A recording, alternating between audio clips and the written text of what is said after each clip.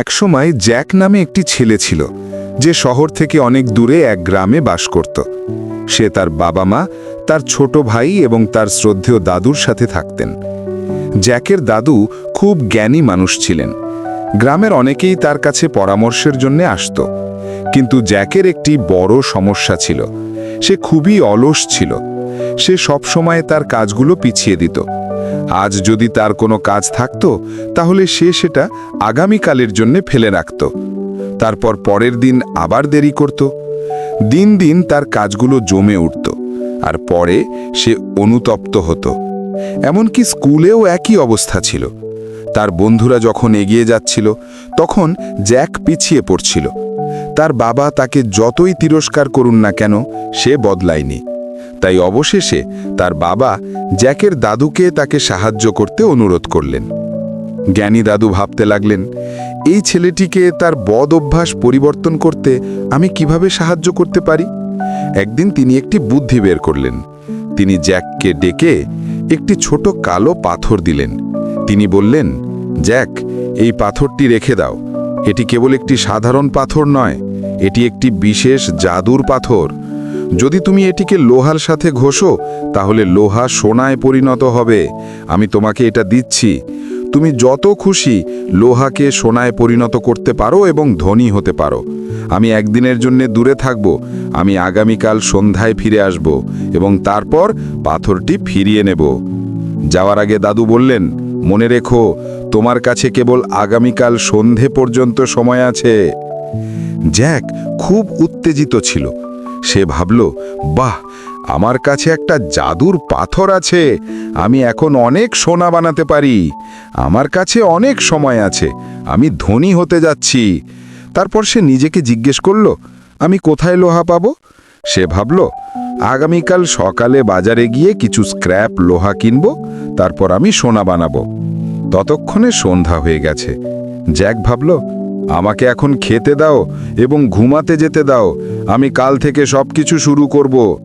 সে রাতের খাবার খেয়ে ঘুমাতে গেল, ধনী হওয়ার স্বপ্ন নিয়ে।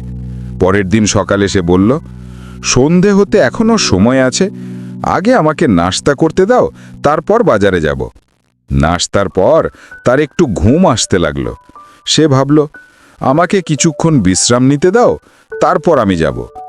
তাই সে আবার শুয়ে পড়ল এবং ঘুমিয়ে পড়ল। অবশেষে যখন সে ঘুম থেকে উঠল, তখন সূর্য প্রায় অস্ত যাচ্ছিল। জ্যাক দ্রুত লাফিয়ে উঠে বাজারে যাওয়ার জন্য ছুটে গেল। কিন্তু দরজা খুলতেই সে দেখতে পেল দাদু ইতিমধ্যেই ফিরে এসেছেন। দাদু তার কাছ থেকে কালো পাথরটা নিয়ে বললেন, তোমার সময় শেষ। জ্যাক কাঁদতে কাঁদতে মিনতি করতে লাগলো, দাদু, আমাকে আরো একটু সময় দিন। আমি শুধু একটু সোনা বানাতে চাই। কিন্তু দাদু মাথা নেড়ে বললেন, অলস মানুষ জীবনে কিছুই অর্জন করতে পারে না। তোমার কাছে পুরো 24 ঘন্টা সময় ছিল। তুমি চাইলে সোনা বানাতে পারতে, কিন্তু তার বদলে তুমি অলস হয়ে তোমার সময় নষ্ট করেছো। আর এখন আমি তোমাকে আর এক মুহূর্তের জন্যেও পাথরটা রাখতে দিতে পারছি না। এটাই তোমার শাস্তি। যারা সময়কে মূল্য দেয় না, তারা জীবনে কিছুই অর্জন করতে পারে না। জ্যাক মাথা নিচু করে দাঁড়িয়েছিল। সে বুঝতে পেরেছিল সে তার অলসতার কারণে একটি সুবর্ণ সুযোগ হাতছাড়া করেছিল। কিন্তু এখন সে একটি শিক্ষা পেয়েছে। সে তার দাদুকে প্রতিশ্রুতি দিয়েছিল, আমি আর কখনো অলস হব না। আমি আমার সময়টা বুদ্ধিমানের সাথে ব্যবহার করব। এই গল্পে জ্যাকের বাজারে যাওয়ার জন্য 24 ঘন্টারও বেশি সময় ছিল। কিন্তু যে কাজটি করতে মাত্র 30 মিনিট সময় লাগত, তা পুরো দিনেও শেষ হয়নি। সে বারবার বলতে লাগলো, আমি পরে করব, আর তারপর সময় ফুরিয়ে গেল। এটা ঠিক বাস্তব জীবনের মতো। আমরা প্রায়ই আমাদের কাজ দেরি করি। আগে আমাকে ঘুমাতে দাও, আমি কালই করব। কিন্তু সেই আগামীকাল আর কখনো আসে না। তাই যদি আপনি কিছু করতে চান, তাহলে এখনই করুন। সময় কারোর জন্য অপেক্ষা করে না। যদি আপনি সময়কে মূল্য না দেন, তাহলে সময়ও আপনাকে মূল্য দেবে না। তাই সব সময় আপনার কাজগুলোর জন্য একটি নির্দিষ্ট সময়সীমা বেঁধে দিন। দেখবেন আপনি সেগুলো দ্রুত শেষ করতে পারবেন। অথবা নিজেকে বলুন, আমি এটা মাত্র 2 মিনিটের জন্য করব।